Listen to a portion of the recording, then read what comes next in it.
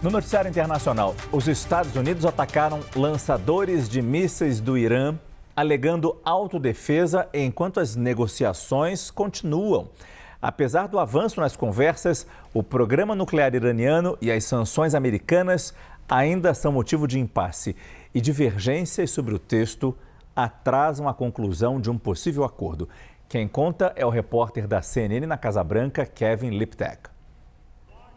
President Trump says talks with Iran are, quote, proceeding nicely as he works to finalize a deal that would end the war. But after a weekend in which this memorandum of understanding seemed imminent, it does appear as if the two sides continue to be bogged down on some issues of wording in the final agreement. Now, today, the presence of an Iranian delegation in Qatar did lead to hopes that perhaps the Qatari mediators might be able to break some of the logjam. But it does seem as if that, at least from the American side, the expectation is that this could last at least a few more days. They say it remains difficult to get Iran's supreme leader to sign off on any of the wording changes, in part because he remains in hiding. Now, what this memorandum of understanding would do would be to end the hostilities between the U.S. and Iran, to lift some of the constraints that are on the Strait of Hormuz to allow ships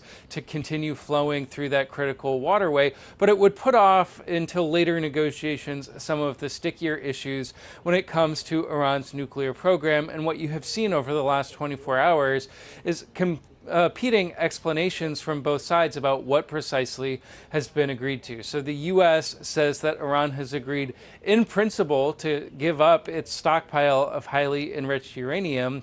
What the Iranians say is that they have not discussed in any detail yet Iran's nuclear program. Meanwhile, the Iranians want to get more specifics from the United States about what sanctions the U.S. is willing to lift, about what assets it's willing to unfreeze as part of this agreement. But American officials say that any financial relief will only come once Iran has made progress on some of these nuclear issues. And the refrain you hear from the United States is no dust, no dollars, referring to that stockpile of highly enriched uranium. So how all of that gets resolved remains to be seen. President Trump, for his part, has spent Monday trying to tamp down on comparisons between this deal and the Obama-era Iran nuclear deal that he has criticized and that he withdrew from. He wrote on social media on Monday, quote, "It will only be a great deal for all or no deal at all." And he says if that is not the case, quote, "back to the battlefront and shooting,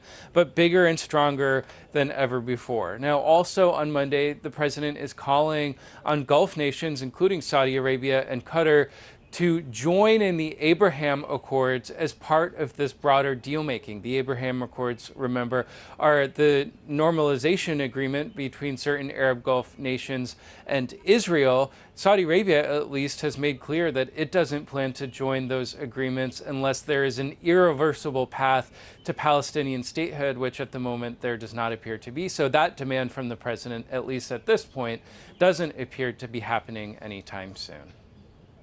Kevin Liptak, CNN, the White House.